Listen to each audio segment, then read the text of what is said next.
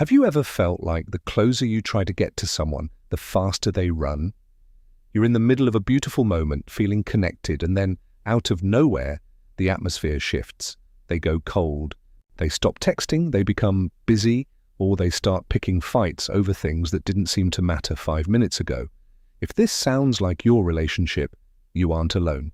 In fact, you're likely dealing with an avoidant partner. Today, we're diving deep into the psychology of avoidant attachment.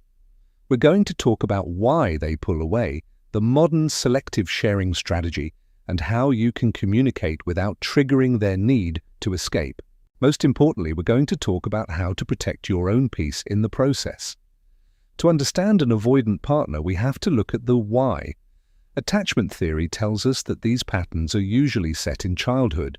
Imagine a child who learns very early on that their emotional needs won't be met. Maybe their parents were dismissive, or perhaps they were praised only for being independent and tough. To survive, that child builds a suit of armor. They learn that relying on others is dangerous and that vulnerability is a weakness. As adults, this manifests as an avoidant attachment style. They don't pull away because they don't love you. They pull away because closeness feels like a threat to their safety. It's a nervous system response, not necessarily a conscious choice. Now let's talk about current trends. In 2024 and 2025, psychologists have identified something called the selective sharing strategy. This is a subtle red flag. An avoidant partner might share their wins, their promotions, and their high competence moments, but they will never share their losses or health scares. Why?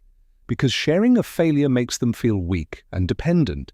If you notice your partner is a lone wolf who only shows you their highlight reel, they are likely using this strategy to maintain emotional distance. They're keeping you at arm's length by curating a version of themselves that doesn't need anyone. Another modern phenomenon is the anxious to avoidant pipeline. With the exhaustion of dating apps and the rise of ghosting culture, many people who were once open and secure are hardening. They adopt avoidant traits as a form of self-protection after being burned too many times. This makes the dating pool feel like a minefield. But regardless of whether it's a lifelong trait or a recent defense mechanism, the result is the same, the anxious avoidant trap. This is the classic push-pull dynamic.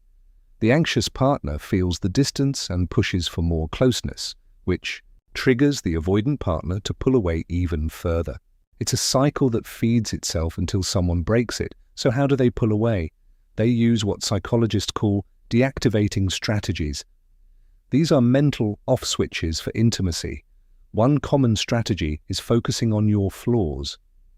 Suddenly, the way you chew, or a small habit you have, becomes a deal breaker in their mind.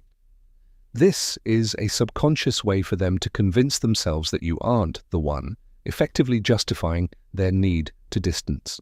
Other strategies include flirting with others to maintain a sense of freedom, or the phantom X, where they idealize a past relationship to avoid committing to the current one. If you've ever felt like you're being compared to a ghost, that's a deactivating strategy in action. One of the most painful experiences is stonewalling. This is when a partner shuts down during a conflict. Their face goes blank, they stare at a wall, or they start scrolling through their phone while you're trying to have a serious conversation. To you, it feels like they don't care. But neurologically, their nervous system is in flooding. They are so overwhelmed by the emotional intensity that they literally cannot process information. When you chase them for a response in that moment, you aren't getting intimacy, you're getting a survival response. The more you demand they speak up, the more they feel the need to hide. Now, let's talk solutions. How do you communicate with someone who is wired to run? The key is low intensity, high clarity. Traditional relationship advice tells us to share our feelings deeply, but with an avoidant. "I feel so lonely and abandoned when you don't text," can sound like a massive demand for emotional labor. Instead, try logical, fact-based communication. Use scripts like, "I noticed we haven't spent much time together this week. I'd like to do dinner on Thursday. Does that work for you? By framing it as a request for a specific action rather than a critique of their character, you bypass their defense systems. Another game changer is time boxing. If you need to have a heavy conversation, don't just spring it on them. Say, "Hey, I have a few things I'd like to discuss regarding our schedule. Can we talk for 15 minutes tomorrow evening?" This gives them the autonomy they crave. They can mentally prepare rather than feeling ambushed. When the 15 minutes are up, end the conversation. This builds relational trust. It shows them that connecting with you doesn't mean they'll be trapped in an endless emotional marathon. You're proving that intimacy has boundaries, which makes it feel safe for them.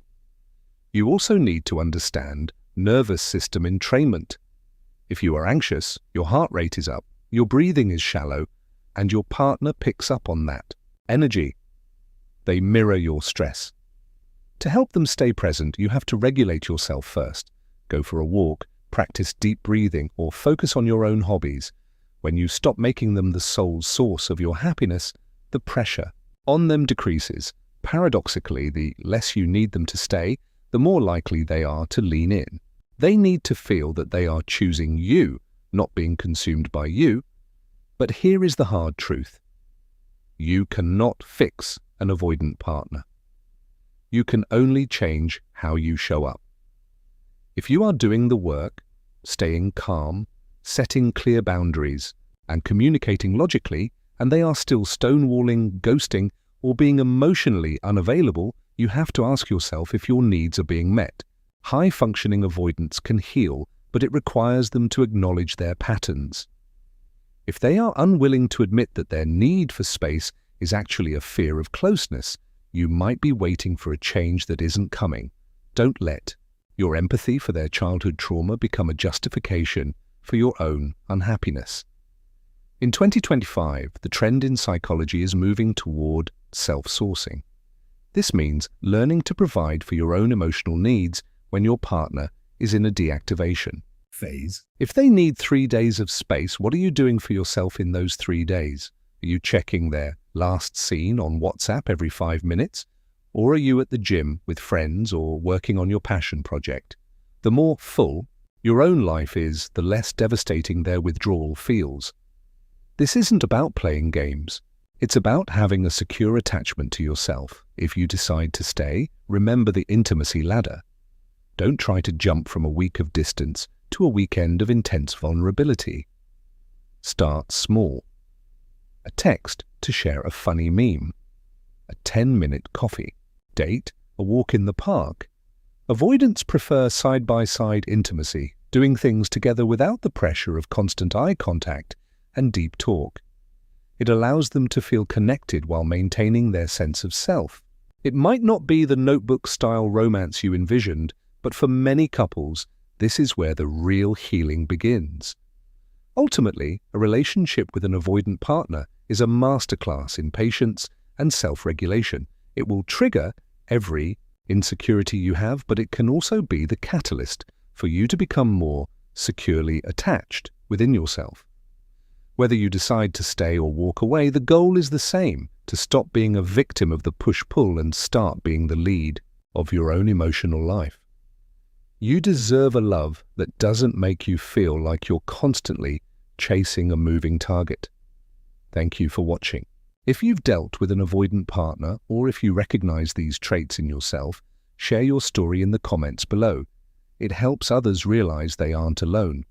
Don't forget to like this video and subscribe for more deep dives into the psychology of modern relationships. Remember, understanding the pattern is the first step to breaking it. I'll see you in the next one.